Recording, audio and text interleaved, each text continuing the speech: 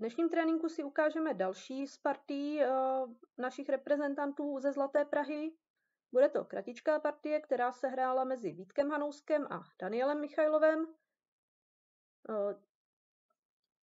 Beru zase materiál z Turnoj-Base, kde se ukládají všechny partie, které se zapisují.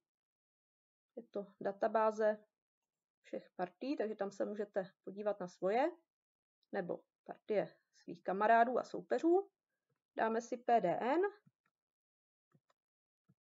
skopírujeme, přejdeme si do naší studie, přidáme další kapitolu.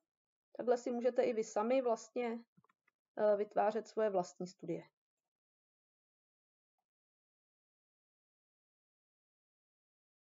Vidíte, Vítek hrál černými, Dan hrál bílými.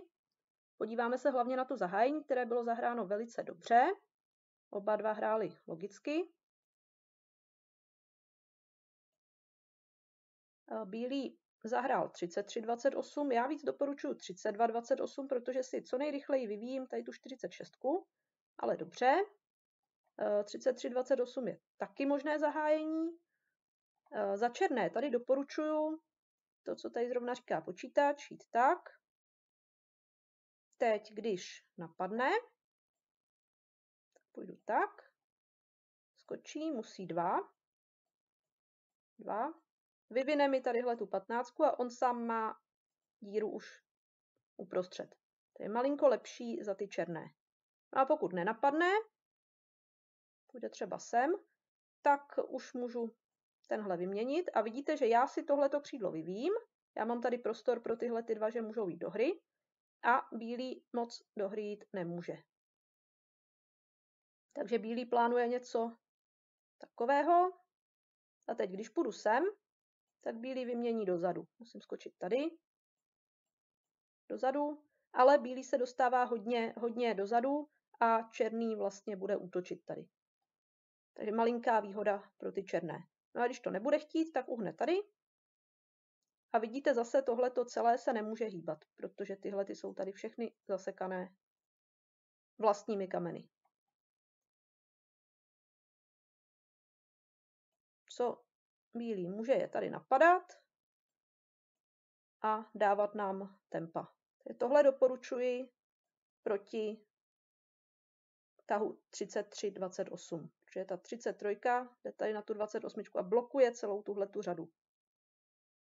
Takže zhoršuje vývoj toho dlouhého křídla, které často zůstává nevyvinuté a dělá problémy. Proto já doporučuji jako první tah tohle, abych si tady rovnou dělala místo na ten vývoj toho dlouhého křídla a to krátké potom, jak bude potřeba vyvinout. Nicméně Dan chtěl hrát tohle zahájení, složitější. Vítek nechce komplikovat a hrát tuhletu variantu. Mně by se líbila za ty černé, ale Vítek se rozhodl takhle vyměnit. A hraje se víceméně podobně jako s tím zahájením 32-28, akorát, že tohle křídlo se nám ještě nehlo, vyvíjí nejdřív tady. Zatím v pořádku. Tady by byla možnost zahrát takovýhle tah. Teď nejde tohle, protože úder nováčka, ale jde takhle měnit. A nic zvláštního se neděje. Nebo by se dalo zacpat odsud a hrát klasiku. Zacpat, oba dva si zacpou svoje díry, ale když vidíte, tak bílý tady má hrozně moc kamenů a černý už je má pěkně vyvinuté. Tak. A tenhle ten by byl lepší na té 4, ale za to bílý nemá vůbec vyvinuté tohle křídlo a tady už má 2 pryč. Což hrozí nějakým oslabením a později možnými průchody na tom krátkém křídle. Takováhle klasika se dala hrát, pokud by to bílý napadal, že tak, vyměnil. Bílý se vyvíjí do centra. Teď bílý nenapadl, mohl napadnout a složitá varianta by byla takováhle klasika, jednodušší takhle vyměnit a získávat tempa. Bílý nespěchá s napadáním a nejdřív si doplní pozici. Proč ne? Teď tady se dalo jít sem a hrozit zase, že sváže tenhle ten čtverec, jako jsem měla já v minulé partii. Černý by se to ale nebál, šel by takhle, napadnu a on stíhá tenhle ten vyvinout. A už tady žádné skoky do dámy nejsou, ani nebudou, pokud nezvedne teda 4 sem, což nemá důvod dělat. Tady vlastně on si svůj vývoj už dokončil a teď bude bílý pravděpodobně měnit na 28 takhle. A bude se hrát pravděpodobně potom nějaká klasika. Tak. Bílý nejdřív tedy dokončuje vývoj, dokončuje základní pozici jakoby a tady zezadu už něco má pryč. To je rozumný způsob, jak partii rozehrát. Bílý chápe, že tady odsud už má jeden kámen vyvinutý, tak teď vyvíjí z druhého křídla. Jak vidíte, nic moc se mu zvláštního nestalo, černý ho neblokoval a tudíž se mu daří to rozehrát.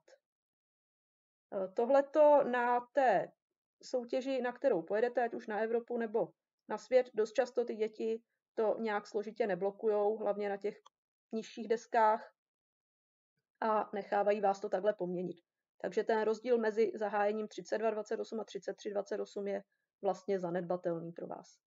Teď černý napadl a bílý správně nezacpal a nenechal si udělat úder nováčka. 1, 2, raz, 2, 3. A místo toho normálně takhle vyměnil a získává tempa. Teď ovšem má už tady odsud 3 vyvinuté a tady odsud jenom 1, takže bude zase muset trošku vyrovnávat, kdežto černý má tady odsud 2, tady odsud 1 a vyrovnává rovnou. Teď počítač tady naznačuje tenhle tah, vyvinout si tenhle kámen, protože ten je slabý, ten dost často je tam nevýhodný. Když by černý se ho rozhodl takhle svázat, tak dá 1, druhý bere 2 a kdo má kámen na kraji? Černý. Jo? Tenhle ten je hůř rozehratelný než tenhle. Tenhle může někam jít, kdežto tenhle se může jenom obětovat. Takže bílý kdykoliv si s ním poradí, vymění ho nebo ho tady nechá schnít na kraji. Tenhle tah byl možný. Nesvazovala bych to, černý by mohl takhle napadnout. Teď bílý může ten kámen vyvinout a za to hrát takovouhle docela složitou pozici, ale bezpečnou. Tohle je za bílé v pohodě, když bude napadat, můžu takhle vzít doprostřed. Když nebude napadat, tak to vyvíjím tak, nenapadá, tak, pořád třeba nechce napadat, tak, zaleze to nevadí, tak. A nevadí, že jsme tady svázaný, teď tenhle ten kámen nikam moc nemůže, jenom sem a to je na druhý půlce, je to nebezpečný. Ale on ani nikam nepotřebuje, on tady takhle drží tu pyramidku a tyhle všechny jsou pryč. Ta vazba není tak strašná, když tady za ní nezůstanou kameny. Takže tohle bych se nebála, hrála bych to do nějaký klasiky zase. Takže obsadit i tohle pole k tomu. Dá se hrát takováhle pozice. Je tady silný hráč, velmistr by vyvinul tohle. Svazovat není dobrý, to je výměna. Napadat tady, tak si ho zadarmo vyvinu. A nebo ho můžu takhle podepřít, nic se neděje. Jo, takhle si ho vyvinu, už ho tady nemám. Mám ho aktivovaný. Když mám tenhle ten kámen pryč, tak dost často jde potom napadat na tady ten a ohrožovat ho různě. Pořád tady na něj jít. Protože on se nemůže tady vyměnit, on tam může jenom jakoby vlízt bez výměny. A ne vždycky to jde. Třeba tak, napadnu a teď vidíte, že on utíct nemůže. Musí čekat a tady budu několikrát napadat. Bývá takový plán. A teď nejrozumnější napadnout a za to vyvinutí mu udělat aspoň tenhle ten. Přičemž mně se to líbí za ty bílé.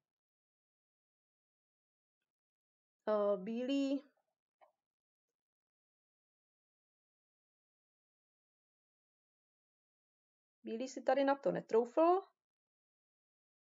a hrál z 34, což je trošku slabší. Teď, když ho černý takhle napadl, tak bílý mohl rovnou jít na kol. Vyměnit se a ten kol by byl v pohodě udržitelný. Nic tam nehrozí. Jo, napadení 4. Tyhle kameny můžou jít ho napadat odsud nebo odsud. 1, 2, 3, 4. Tenhle třeba ne, že jo? Tyhle ty 4. A obrany 1, 2, 3, 4 můžou dojít na tohle pole. Tenhle třeba už tam nedojde. Jo, takže 4 napadení, 4 obrany, to je v pohodě. Ten kol je úplně v pořádku tady. Takže to byla možnost. Když bych nechtěla se měnit sem, tak půjdu asi tak. A vezmu si 2 tempa. Buď doprostřed, anebo na kraj, to je jedno. Obojí je v pořádku. Tak, ale bílý to chtěl komplikovat. A tady zacpal a nechal se svázat. Tohle to je vazba krátkého křídla. Teď černý mohl takhle svazovat a potom jít sem. Rozumné v té vazbě jít takhle a na tenhle ten tah potom se dá takhle rozvázat. Ale je to poměrně složité. Jo, tady vidíte, že to je vazba, že nemůže takhle hrát. Tady taky nemůže hrát. A vlastně tyhle ty 3, respektive 4, drží už 5. A kdo ví, jak dlouho je budou držet, protože tady se to nevymění. Tady naštěstí je tahle ta možnost, ale musel by ji ten bílý vidět. Ten černý měl tenhle ten plán, když je to tady takhle zablokované, tak jít ještě na tohle pole a bránit mu tady v nějakém útoku na kol. Tohle je rozumný tah, protože černý doufá, že bílý zahraje třeba sem. 1 za 3. Nebo třeba sem. Taky 1 za 3. Ale bílý takhle špatně nehraje. A tím pádem tenhle ten tah jenom spíš oslabuje to křídlo. A když tady bude kol, tak sice jsou ty napadení blíž, ale chybí nám tenhle ten důležitý kámen. Já bych tenhle ten tah nehrála. Ovšem, teď ten bílý si tady zvednul důležitý kámen a jak jsme se bavili o těch čtvercích, který předtím byl tady do dámy, tak tady je úplně stejný čtverec před dámu. Tohle pole už nikdy nepůjde ničím zacpat a neustále tady hrozí vyražení tohohle kamene a skoky někam sem. Což je docela nepříjemné. Černý tedy mohl zahrát tak. A teď tady by dával 3, to je ještě moc, ale on si to... Bílý to mohl takhle zacpat, jenomže v podstatě to není ideální, protože teď nemůže sem. Teď půjdu třeba tak a on teď nemůže sem, protože má tenhle ten. Vyrazím, beru 2. A vidíte, celé je to založené na tom, že tady není kámen a nebude, protože 50 už taky nemá. Tady se mohl černý vyměnit. Buď by hrál takhle. Tohle ani hrát nejde, protože černý staví kolonu, chce dát 1 za 2. Když půjdu třeba sem, tak černý dá 1 za 2. To nechceme. A my nemůžeme jít sem, protože tady dá 1 za 2. To je trošku problém. Takže na kol ne. Měli bychom tam obranu, ale takovou jako hodně nebezpečnou. Černý se vymění tady a má vlastně v plánu vyrazit tenhle ten kámen. A když my nic neuděláme, prostě budeme někde hrát, tak on už si dá pryč tenhle ten, aby nedával 3. A my, když to budeme dál ignorovat, tak tady dá 2, musí 2. Teď černý bere 2 a výměna a bílej tenhle ten dobere. Teď sice může tady černý tenhle ten dobere. Takže černý má kámen víc a vidíte, počítač ukazuje výhru za černé -1. Jo, takže tady vlastně vyráží a on ho dobírá a my ho nedobíráme. Což je prostě chyba tady toho čtverce. To vždycky je vlastně nebezpečné, když tady nic není. Nicméně v partii se to bílému vyplatilo. Černý se nesnažil vyrazit tenhle ten kámen a nakonec ten bílý tady kol postavil. Na tenhle ten tah, když tady nedochází ani k vazbě, ani k tomu vyrážení, tak zase bílý mohl stavět kol. Napadení nás neděsí, můžeme takhle normálně pokrývat. Nebo kdybychom se báli, tak napadne, my můžeme počkat, skočí a můžeme dát takhle 2 za 2, výměna. Vidíte, vyrovnané. Jo, takže nemusíme se bát o ten kol, protože máme krásné centrum, máme dostatek obran, 3, on má tady 4 napadení, ale my stíháme tady ten 1 za 2.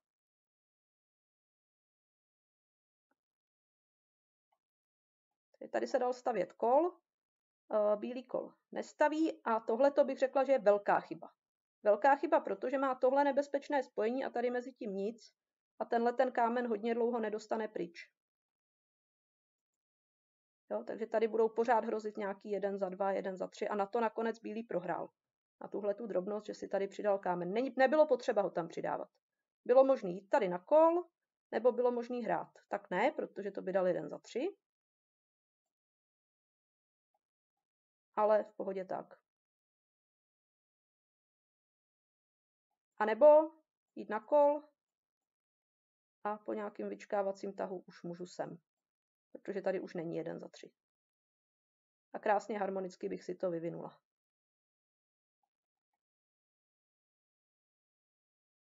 Tohleto, co se stalo v partii, tak to je velká poziční slabina. Tyhle ty dva mít takhle spojený. K tomu ještě tadyhle ta vazba. Ale pořád ještě se, vidíte, pořád ještě je to 0, pořád ještě se dalo hrát, když tady postaví ten kol. A po jeho napadení může měnit 2 za 2 a už nebude mít to spojení. Už tenhle ten dá pryč. Tak, tak, tak a tenhle ten je pryč. Takže sice má kameny na kraji, ale už nehrozí ty údery. Už to není takhle svázané. Kdežto teď je to všechno vlastně posvazované, nemá moc možností, co by s tím dělal. A teď nakonec stejně zahrál tenhle ten tah, který předtím hrát nechtěl.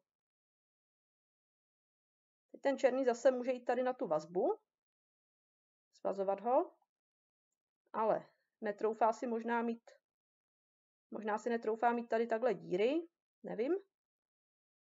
Takže napadá. Teď zase bílý může jít na kol.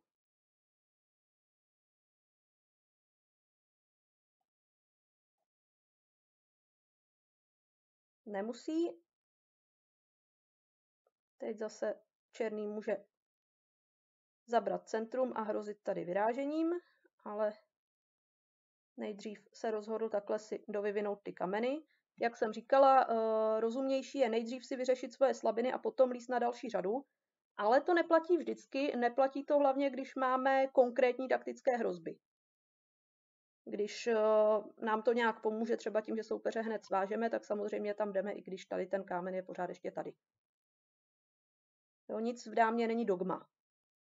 Naučit se něco jako nazpaměť a dodržovat to vždycky, to v dámě nebude fungovat. Tady bílý postavil kol a vidíte, přestože má tuhle tu slabinu a přestože zahájení nezahrál úplně dobře, tak plus 0,2, takže pořád je to vyrovnané, možná trošku lepší za bílé. Mně se tahle ta pozice líbí za bílé, až teda na tenhle kámen, ale jako tady nejsou kolony, napadení není zas tak moc, aby ten kol nešel udržet, máme centrum, pozice není úplně špatná. Ale tenhle tah už není dobrý. Dost často tyhle ty dva si vlastně škodí, protože se dá jít mezi ně, nebo protože se dá třeba takhle napadat, jak to bylo v partii. Lepší bylo normálně se vyvíjet do centra. Teď černý by mohl tady takhle měnit, snaží se izolovat ten kol a bílý by mohl tomu zabránit. Teď zacpe, když my půjdeme sem, tak bílý vlastně nemá tady to vyražení, aby skočil 2, protože tady by nás pouštěl. Dával by nám nějaké 4, to asi nechce. Jo, takže takhle se to dalo hrát. V podstatě jedna ze strategií, jak hrát proti tomuhle kameni, je ho izolovat. Obejít ho vlastně ze všech stran, aby neměl pomoc. Takže vyměnit to centrum dává smysl.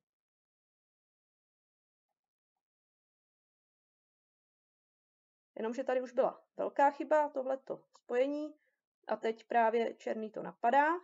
A teď byla druhá velká chyba. Když by bílý zahrál tohle, tak je to pořád ještě vyrovnané. I když pozice složitá, složitá tím, že tady je jedna skupinka, tady je jedna skupinka a tady je jedna skupinka a o všechny z nich se musíme starat, aby nám někde něco nenapadl, nesežral anebo nedal jeden za víc. Za to máme ale prostor, který můžeme doplnit postupně a máme nějaká tempa. A když on musí taky něco hrát. Když bude chtít něco hrát, musí nám něco z toho vyměnit. Takže nakonec možná nestojíme tak špatně. Podle počítače. Já bych radši tady to nehrála za ty bílé takhle. Ale není tam ztráta. Co udělal ovšem bílý, nevšiml si, že tady je pořád ten jeden za víc, kvůli těmhletěm dvěma a téhleté krásné koloně. Černý hezky hrál kolony. No a bílý tedy tady zazmatkoval.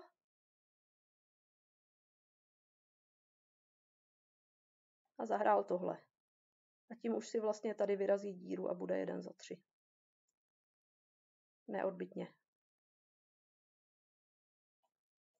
Tohle taky nešlo, protože tady napadá a skočí ho dozadu. Když uhnu, tak má taky kámen. Jsou tu všude díry, ale není tam kombinace. Můžete si zastavit a vyzkoušet si najít. Tady vlastně jediná možnost tohle. Ten bílý zacpal odsud a musí skočit tímhletím a tím pádem je tam 1 za 3. A to už je konec partie. Bílý sice ještě ho takhle vrátil, ale vidí, že tady ztrácí další kámen a vzdal. Což je rozumné, dospělí většinou nedohrávají víc než 1 kámen míň. Když má někdo 2 kameny míň, tak už vzdává. Vy to samozřejmě můžete zkusit, protože vaši soupeři nejsou tak zkušení a můžou udělat chybu. Pěkná partie, pěkné zahájení, užitečné momenty v tom, že tady na začátku ten čtverec si nedělat, tady si vždycky nechat kámen, anebo možnost ten kámen mít. Když ten čtverec se mi už stane rovnou, co nejdřív jít na kol, nedělat si tady různé ještě další slabiny, ale rovnou to rozehrát. Když mám nějakou slabinu, snažím se ji co nejdřív eliminovat, co nejdřív se jí zbavit. Ne hrát někde kolem a čekat a dělat si další. Pokud to jde, a tohle šlo, tak rozvázat. Další moment, když to tady zacpal, možnost udělat takovouhle vazbu, i když třeba teď zrovna by nebyla stabilní, ale je taková možnost držet takhle to křídlo, že tady nemůže hrát a nemůže jít ani na ten kol. To se vám většinou hodí.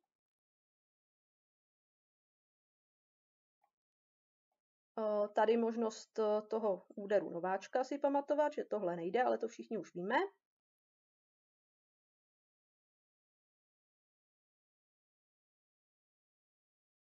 A nedělat si takovéhle nebezpečné spojení. Jinak ten typ úderu, tomu se říká úder Filipa.